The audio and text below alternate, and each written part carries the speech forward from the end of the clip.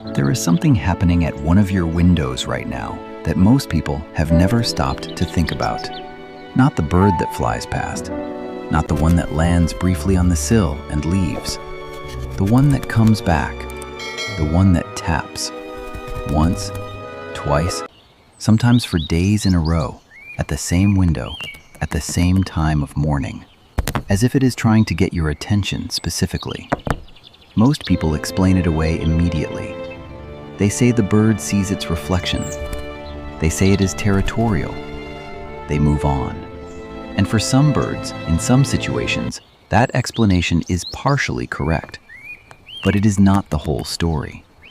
Because there is a category of window tapping behavior that researchers cannot fully explain with reflection alone. Cases where the bird is not displaying aggression. Cases where the bird appears to be looking through the glass, not at it. Cases where the tapping begins the day after something significant happens inside that house. And cases where the person standing on the other side of the window feels, with a certainty they cannot justify rationally, that what is happening is not random. Today we are going to go through all of it. The science, the behavior, and the stories that sit at the edge of what science currently has language for.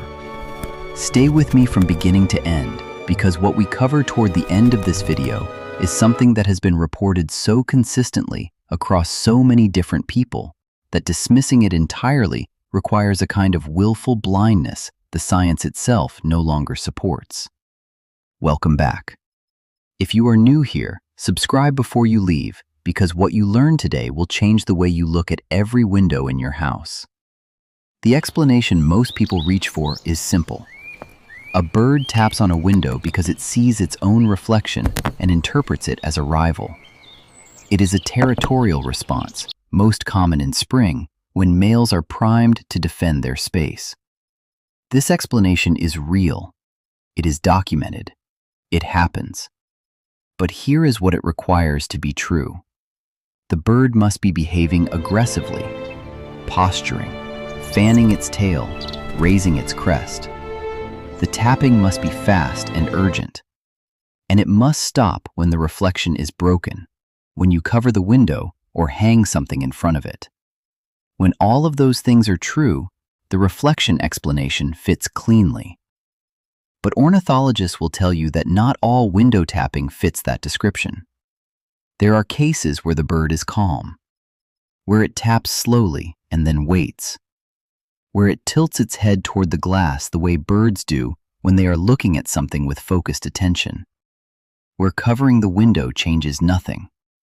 Dr. Charles Eldermeyer at the Cornell Lab of Ornithology has noted that while reflection-based aggression accounts for many reported cases, there exists a subset that does not map cleanly onto the territorial model at all. The behavior looks different. The birds involved are sometimes different species entirely. So if it is not always about the reflection, what else is happening? To understand what a bird might be responding to, you first have to understand something about how birds see.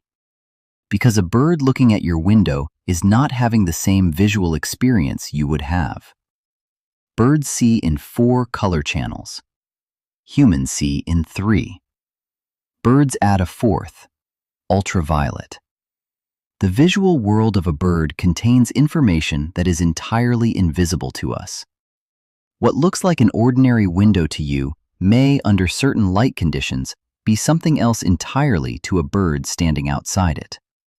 And there is the question of what is on the other side of the glass. Birds have been documented responding to movement inside houses. A light source. A person who stands near the window regularly. A bird with UV vision and visual acuity far beyond human capability might be approaching your window not because of what it sees in the glass, but because of what it sees through it. The bird may not be seeing its reflection at all. It may be seeing you. The species matters too. The northern cardinal is the most commonly reported window tapper in the eastern United States. Male cardinals are territorial and reflection-based. Tapping in cardinals is well documented. But female cardinals tap windows too, and their behavior looks different. Female cardinals do not carry the same territorial urgency. When a female cardinal taps calmly, repeatedly, over multiple days, the reflection explanation becomes less satisfying. There is a reason the cardinal appears so frequently in the stories people tell about this, and we will come back to that. The black-capped chickadee is smaller, less territorial, and not typically associated with reflection aggression at all. A chickadee at your window is more likely responding to something on the other side of the glass, or to something about you specifically. And then there is the crow. The crow does not tap windows out of territorial aggression. When a crow approaches a window deliberately, the behavior is almost always purposeful. Researchers have documented crows approaching the windows of houses associated with people who feed them, looking inside, making eye contact with humans through glass. A crow at your window is doing something intentional. The question is only what? Here is where the science becomes something more than comfortable. In 2019, a behavioral ecologist collected accounts from over 200 households across the northeastern United States about window tapping incidents. The pattern that emerged was consistent enough that she presented it at a regional ornithology conference, and the room went quiet. In a significant number of cases, the onset of window tapping, a bird appearing at a specific window repeatedly where no such behavior had occurred before, was reported within 72 hours of a significant emotional event in the household. A death, a diagnosis, a return home after a long absence.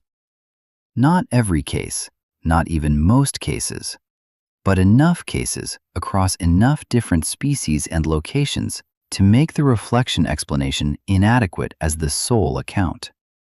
The researcher was careful. She did not claim that birds sense grief. What she said was this: the null hypothesis that the timing is entirely coincidental is harder to defend than she expected when she began the research. She is still collecting data. There is something that grief counselors and hospice workers have documented so consistently it has become part of the informal literature of end-of-life care. In the days surrounding a death, family members report birds appearing at windows with unusual persistence. The bird comes back, it taps, it looks through the glass. It stays far longer than birds typically stay. And the people on the other side feel something they describe in remarkably consistent language across cultures and religions. They feel seen, not frightened, not startled, seen. A hospice nurse in Vermont with 22 years of experience told a researcher that she had stopped being surprised by the bird reports. It happens too often to be nothing. She is not a mystic. She is a medical professional. And she stopped dismissing the bird stories because the people telling them were not confused. They were people in profound pain who experienced something at a window that gave them a moment of peace they could not explain and did not want explained away. There are stories in the ornithological community that do not get published in journals, not because they are fabricated, but because the field does not yet have a framework that can hold them. A wildlife biologist in Ontario who had spent 30 years studying crows lost her husband in the winter of 2016. The morning after he died, a crow appeared at the kitchen window of their house, a window facing an interior courtyard, not a garden, not a feeding area, not a place where birds had any reason to be. The crow sat on the narrow ledge and tapped, once, twice. Then it looked through the glass directly at her with the deliberate, focused attention that anyone who has watched crows will recognize immediately as something different from passive presence. She stood very still. The crow stayed for 11 minutes. She timed it because she is a scientist. Then it left and did not return. She told this story publicly 3 years later at a conference on animal cognition. She was not claiming the crow was her husband. She was not claiming supernatural causation. What she said was this: "In 30 years of studying crows, I have never seen one at that window. I have never seen one in that courtyard. And I do not have an explanation for the timing that satisfies me scientifically. I have made peace with not having one." The room was full of researchers. No one laughed. Several of them nodded, because several of them had their own versions of the story. A retired schoolteacher in rural Georgia had been feeding birds in her backyard for 40 years. When her sister died unexpectedly in 2021, he did not go outside for 3 days. On the second morning, a female cardinal appeared at the window of the room where she was sitting. Not the kitchen window near the feeder. The window of a small interior room at the front of the house that looked out onto the driveway. A room the birds had no reason to approach. The cardinal tapped. The woman looked up. The cardinal looked back through the glass with its head tilted, one eye forward, focused. Then it flew away. She told her daughter later that something about that bird, at that window, at that specific moment, had made her feel she was not as alone as she had believed. Her daughter, who is a physician, did not try to explain it. She just said, "I believe you."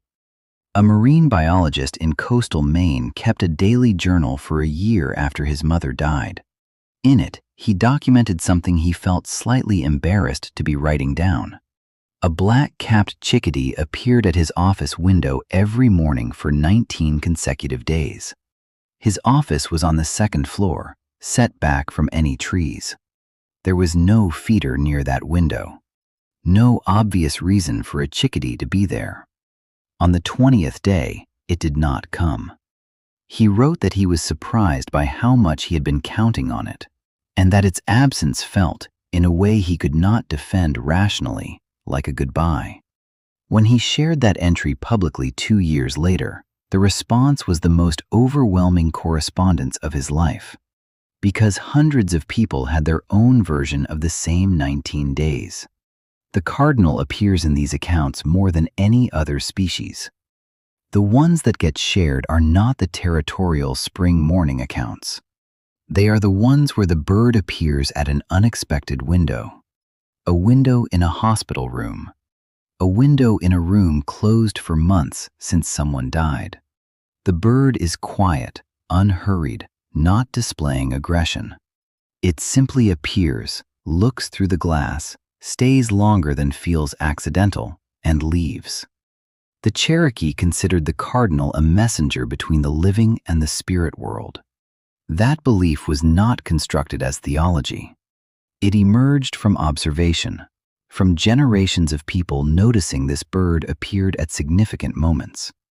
The popular saying, "When a cardinal appears, a loved one is near," is not something anyone invented. It arose organically from millions of people having the same experience and reaching for the same words. The science cannot confirm what the cardinal is responding to in those moments. The science also cannot rule it out. And the people who have stood at those windows, in their grief, in their quiet houses, are not asking for scientific confirmation. They are asking to be believed. If a bird comes to your window, here is what I want you to do. Stop. Whatever you are doing, stop. Do not reach immediately for the explanation before you have even finished looking at it. The explanation can wait. The bird is there now. The moment is now. Notice which window it chose. Notice whether it is a window you associate with someone. Notice what you feel, not what you think, what you feel. Because everything the research points toward, the UV vision, the infrasound sensitivity, the timing data, all of it suggests that birds are detecting things we cannot detect, responding to information we do not have access to. The idea that some of that information might be about us, about what we are carrying, about what we have lost, is not something science has ruled out. It is something science is only beginning to have the tools to ask about. So do not be so fast to explain it away that you miss what it might be offering. A moment of contact. A moment of being seen by something wild and free that had every reason to be somewhere else and chose to be here. At this window, looking at you. Whatever it means, it chose your window. That is not nothing. Has a bird ever come to your window in a way that stopped you? Tell me in the comments. Tell me which bird it was, which window, and what was happening in your life at the time. These stories matter, not as data. They matter because you felt something real at that window. And the fact that science is still working on the language to describe it does not make what you felt any less true. If this video reached something in you, share it with someone who needs it. You probably already know who that person is. I will see you in the next one.